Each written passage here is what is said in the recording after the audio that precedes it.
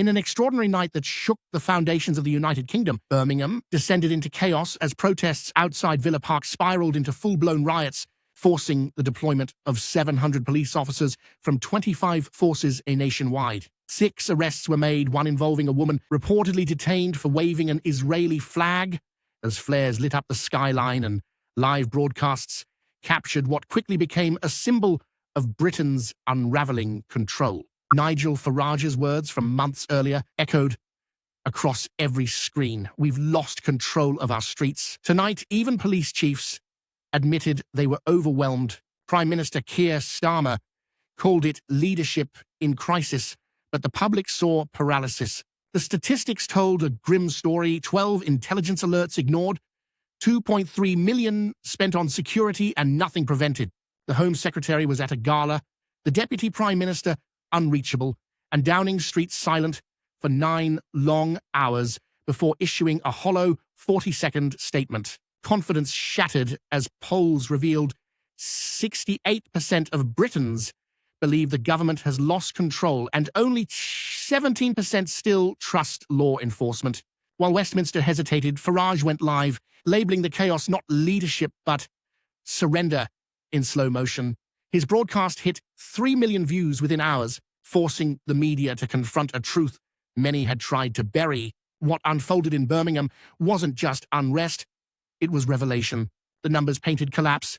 GDP down 0.4%, police recruitment up 19%, yet street violence rising 22%. Officers' overtime surged 68%, patrol coverage dropped 30%. That's not safety, Farage declared. That's collapse by design. Starmer's allies branded him divisive, but to the public, he was right. Each silence from Downing Street made his voice stronger.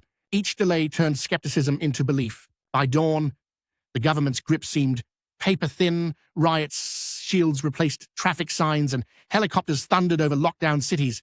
The Home Office called it contained unrest. But videos told another story: flares, fists, and fear. 80 arrests, 30 injuries, 1 officer hospitalized. As markets dipped and insurers withdrew coverage, the Treasury downplayed what was visibly systemic decay. Farage's warning resounded, and the people no longer fear authority. Authority ceases to exist, and within hours, leaked government documents revealed discussions of potential loss of civil control, prompting military standby orders, the first domestic deployment consideration in modern British history. The pound collapsed below 1.20, investors fled, and Britain was no longer viewed as a stable democracy, but a cautionary tale. As the nation reeled, Farage's defiant broadcast spread across 40 countries.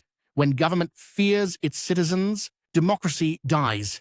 Starmer's silence only deepened the divide. As trust metrics plummeted, 72% no longer believed official statements, and 43% of officers admitted they'd disobey riot commands. The crisis had moved beyond politics into moral collapse. Westminster, now under armed guard, reopened to half-empty applause while crowds outside demanded truth, not talking points. For the first time, both parties whispered the same phrase: loss of control.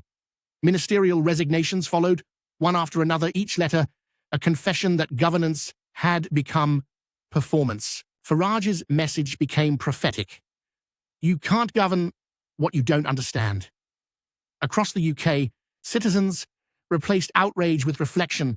Veterans marched beside nurses, teenagers carried candles through London, and drones filmed lines of light, forming a silent vigil across the nation. What began as protest became a collective awakening, a mirror held to a country that had forgotten itself. Britain doesn't need saving, Farage concluded in his record-breaking address. It needs remembering. 10 million shares later, that line defined a generation's reckoning. Churches filled, cathedrals reopened, not for worship, but for meaning. Power still stood, but belief had vanished. Laws were now ink without trust. Birmingham was never the cause. It was the mirror reflecting a nation's broken contract with truth. Starmer kept speaking. Farage fell silent, and Britain listened to neither. The riots faded, but the silence endured, heavy with realization. Order without trust is illusion. Peace without truth is surrender. And somewhere beyond the smoke, a new voice is rising not to rule, but to remind Britain who it once was.